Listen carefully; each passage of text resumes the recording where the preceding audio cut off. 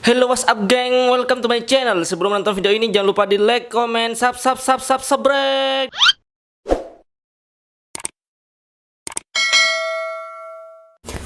Pas turun, itu ketemu sama yang rombongan 4 tadi. Yang 4 yang sebelumnya nyapa kamu itu? Iya.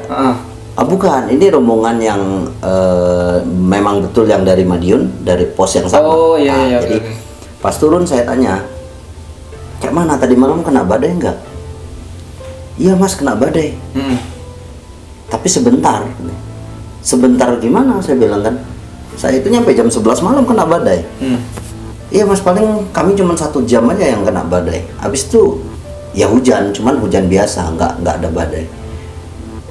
Akhirnya saya dan teman saya itu berpikir, kok banyak sekali keanehan yang terjadi gitu.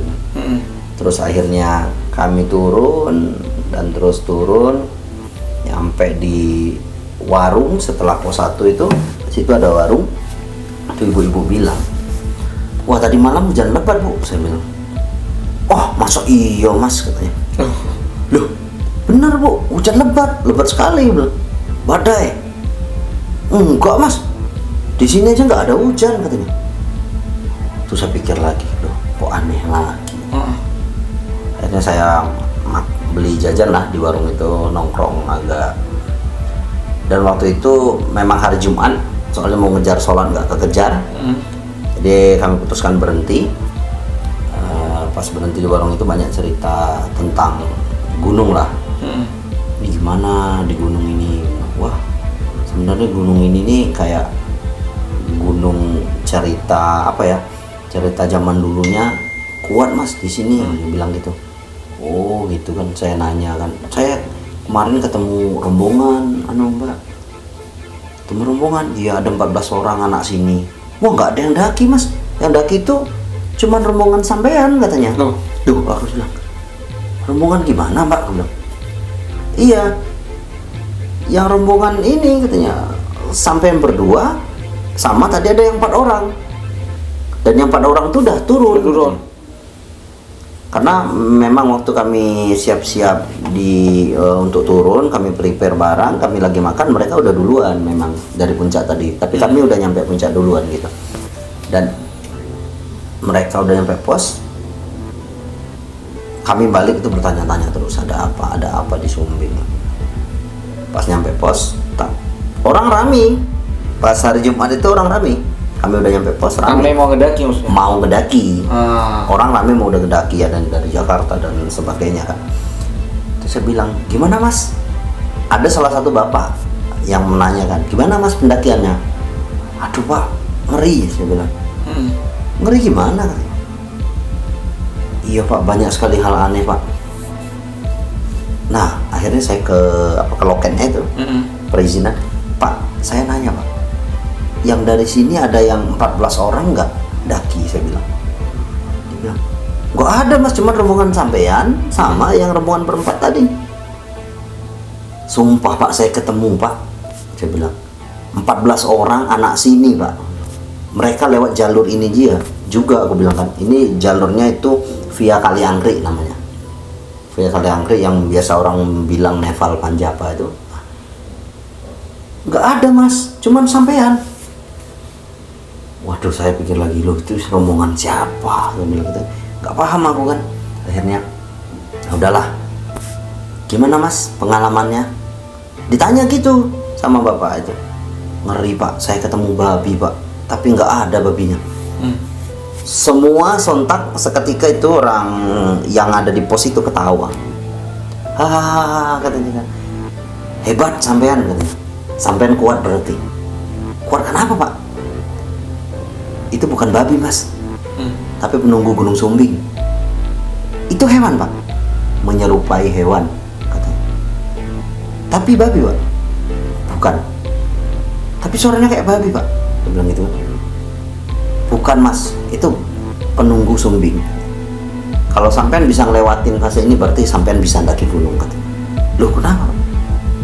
Malam ini udah Jumat Kliwon, katanya. Langsung astagfirullah, saya bilang gila. Ternyata ketika Jumat Kliwon itu, waktu saya turun itu di lingkungan masyarakat sekitar itu banyak yang tengok ada yang kayak apa ya, kayak syukuran gitu loh, kayak apa lah ya, kayak mereka itu memang ada jalur, kayak jalur gimana ya, jalur adat atau apalah di situ untuk menuju. Jadi di Gunung Sumbing itu ada kayak 2 bukit, diantaranya itu kayaknya itu jalur gaibnya gitu. Kalau menurut cerita orang situ kan, ya saya pikirkan wah gila ini. Saya harap aku sama temen pas balik itu aman-aman aja gitu. Jadi kepikiran karena itu memang ekstrim dan saya pikir malam itu kami nggak selamat. Waktu pas kamu masuk ke sana, emang nggak ada larangan dari pihak loket atau pihak penjaga sana gitu? Nah itu yang saya aneh, mereka buka daftar hari Jumat, cuman saya tengok hari itu kok pendaftar dikit sekali gitu. Kok nggak ada yang daftar gitu. Iya pas saya tengok cuman 6 orang itu yang daftar. Tapi yang paling aneh memang yang saya ketemu rombongan 14 orang itu ekstrim sih. Kita ngobrol, tahu-tahu orang itu nggak ada. Nggak ada. Iya. Sempat bertanya sama teman yang 4 orang itu, yang dari Madiun itu, tanya apa juga pernah ketemu sama orang itu atau punya cerita gimana mungkin? Tanya. Saya tanya, kebetulan mereka campnya itu dekat yang 14 orang tadi, dan mereka bilang selama mendaki dan di sana nggak ketemu. Berarti orang itu aman-aman saja berarti ya? Aman-aman aja. Cuma kamu sama teman itu ya? Iya. Itu ekstrim memang. Saya masih ingat sekali, merinding. Ya pengalaman yang paling itulah ekstrim menurut saya itu. Kalau gunung-gunung lainnya ya banyak sih ketemu seperti itu. Cuman ini memang karena berdua dan teman saya itu udah panik gitu. Itu yang 2 ya. Kalau yang solo trek nih, yang sendirian, ada hal-hal yang mistis atau gimana mungkin yang pernah dialami? Kalau solo trekking itu saya di Gunung Penanggungan. Gunung Penanggungan. Ya itu di Jawa juga. Jawa. Itu ya low lah bagi saya itu, gimana ya, untuk teman-teman pemula oke lah, aman-aman aja, daki enak gitu kan. Cuman kalau untuk solo itu pas saya tidur, saya sendirian kan di tenda. Iya benar-benar. Pas malam itu kayak ada yang bangunin, mas bangun mas gitu. Pas saya bangun, duh Gak ada ya? gak ada orang. Itu sih di puncak pas tempat saya camp kan. Tidur lagi, mas kayak gitu, kayak ada yang ganggu terus setiap tidur loh. Tapi nggak ada orang di sekitar pun, nggak ada. Maksudnya tenda memang ada agak jauh, agak 10 meter gitu. Tapi kayak nggak ada, mas bangun mas, gitu terus. Akhirnya saya nggak tidur, dan ya teman-teman lainnya yang di daki itu heran, mas kok sampean sendirian katanya. Malah mereka bilang, sampean mencari jimat gak katanya, mau betapa katanya. Aku ketawa, enggak, karena memang waktu itu kan apa namanya, karena nggak jadi temannya itu, makanya ya saya nekat aja gitu. Tapi ya kalau yang di Sumatera itu kasar-kasar sih. Kasar-kasarnya gimana loh? Mistisnya itu kayak nyata banget gitu. Misalnya kita jalan, tahu-tahu ada yang lempar batu, tang, lempar ke bambu. Terus tiba-tiba jalan ada pohon apa ranting jatuh, dah, gitu. Kemudian aku yang paling nggak masuk akal itu pernah nyangkut. Jadi kita jalan di tebingan turun ya. Kita jalan seolah-olah serasa baju kita ini nyangkut gitu. Carrier kita nyangkut gantung, terus saya bang lambang gitu loh. Kaki saya kayak ayunan, bang gitu. Pas nengok pohon besar, nggak mungkin nyangkut ranting kan. Dan itu terjadi 3 kali. Di waktu yang sama juga berarti ya? Rute yang sama itu di Gunung Merapi, Sumbar. Sumatera Barat ya? Ya, pas turun 3 kali kejadian itu. Akhirnya saya bawa trekking pole itu, saya pukul itu pohon, tak. Tapi memang itu waktu itu malam. Ya, saya turun malam. Wah, itu nyata gitu. Jadi kalau di Jawa tipikal mistisnya itu halus tapi menyesatkan. Tapi kalau di Sumatera kalau kuat mental dia nggak ganggu lagi. Gitu. Ini masih berbicara masalah mistis ya. Itu kan kayak yang tadi kayak ada babi atau kayak gamelan, cuma hanya mendengarkan kan ya. Kayak perasaan aja. Kalau sampai yang nampak, pernah nggak? Sampai nampak entah tuh berupa apa mungkin? Pernah itu di Gunung Arjuno. Ya itu Gunung Arjuno itu di Malang. Jadi sempat baca-baca. Jadi di Jawa itu yang paling mistis itu Gunung Lawu. Habis itu Arjuno. Itu di Alas Lalijiwo namanya. Alas Lalijiwo itu di atas pos 4. Itu baru masuk Cemoro Sewu, baru kita ke puncak. Pas ada momen itu pas turun itu teman. Itu berapa orang? Berdua juga. Sering berdua emang ya? Iya. Pas turun teman bilang, men, itu ada orang katanya. Ada orang memang duduk begini aku lihat. Dia tapi punggung. Pas dideketin nggak ada. Akhirnya datang burung gagak. Iya kayak orang dia duduk di batu begitu. Tapi nampak nggak wajahnya waktu itu? Wajah nggak nampak. Dia memang itu cuman duduk doang. Dan akhirnya dia itu pas deketin hilang kayak gitu. Dan akhirnya waktu itu aku agak cekcok sama teman. Aku sama teman tuh bilang, ini jalurnya ke kanan. Enggak, kiri. Kanan, saya bilang. Kiri. Dia ngotot. Karena udah nengok orang tadi. Ini ada ke kiri. Nyampe situ ada tulisan jalur turun via Purwosari, dan itu sesat bos. Itu udah beda jalur. Kami lewat Lawang. Saya bilang langsung, saya teman bilang, saya udah bilang jalurnya situ, ke kanan nggak ke kiri. Ini udah salah jalur. Dia langsung astagfirullah. Nah tiba-tiba tuh kayak memang lupa jiwanya, kayak jalan kesandung. Dia ngomong, aduh aku ingat ibuku masak nih katanya. Udah enak nih kayaknya tidur di rumah. Gitu dia udah ngawang sembarangan aja ngomongnya. Aduh saya pikir kasihan sekali teman saya itu.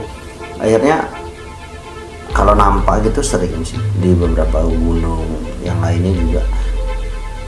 Pas turun teman saya aman-aman aja, nyampe pos bawah. Akhirnya kami balik ke Madura lagi.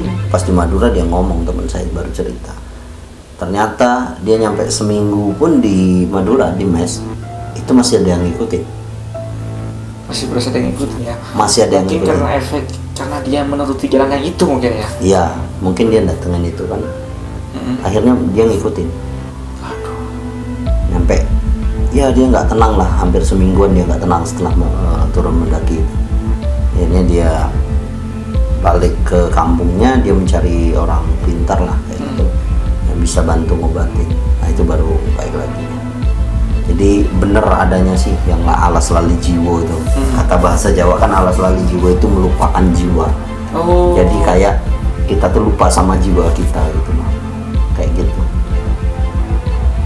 Tapi yang ini yang pas melihat kayak kakek tua itu nampak manusia lah ya. Berupa manusia ada. Berupa manusia. Banyak sih momen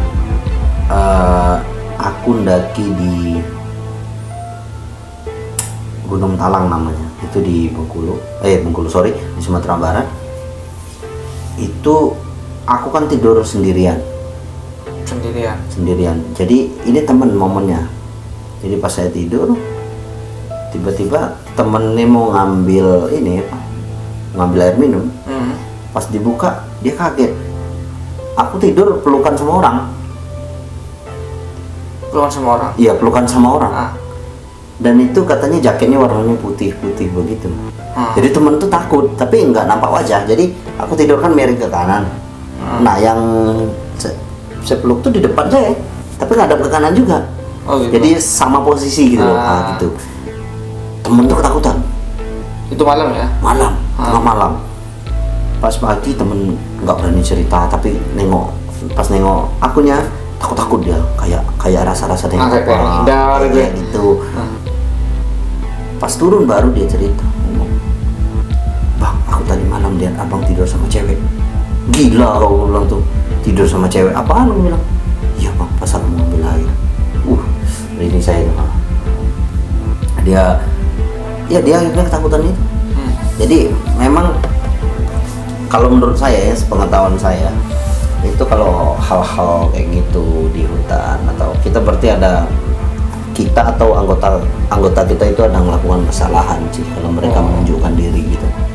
Makanya banyak yang terjadi kejadian-kejadian ekstrim, misalnya tersesat, jatuh. Sebenarnya mereka tuh efek ketakutan, Bos.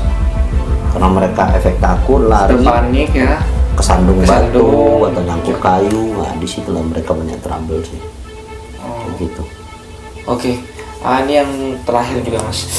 Tips agar kita bisa ya ngedaki dengan santai walaupun dengan kejadian seperti itu, tapi kita tetap bisa melewatinya itu. Tips dari Mas Remedi sendiri gimana Mas?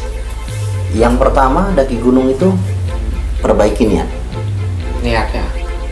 Niatnya buat apa? Gitu. Ya, niatnya buat baik kah atau buat jelek kah?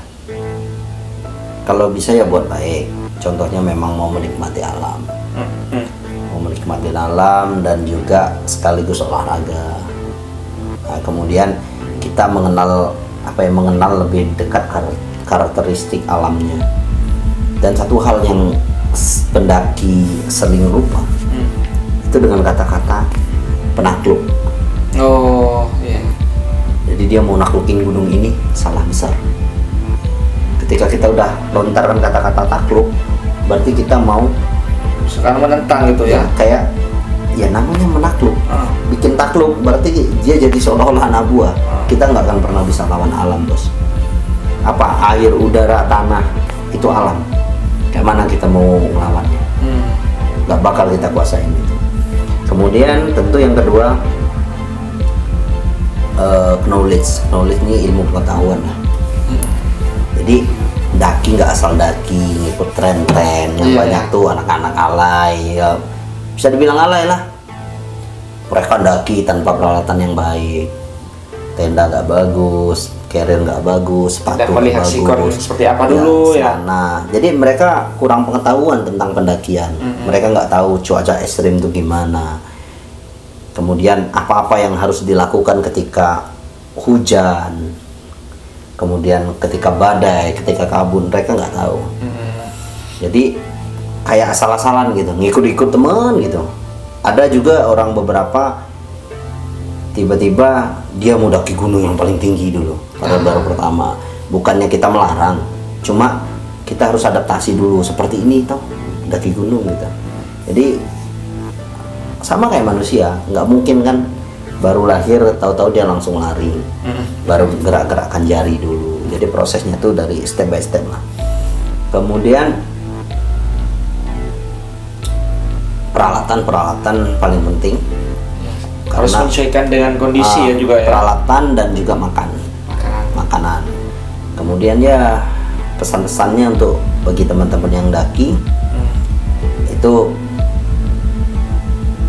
jangan sembarangan, maksudnya jangan sembarangan buang sampah, ambil sesuatu di alam, itu jangan, karena itu bahaya sekali.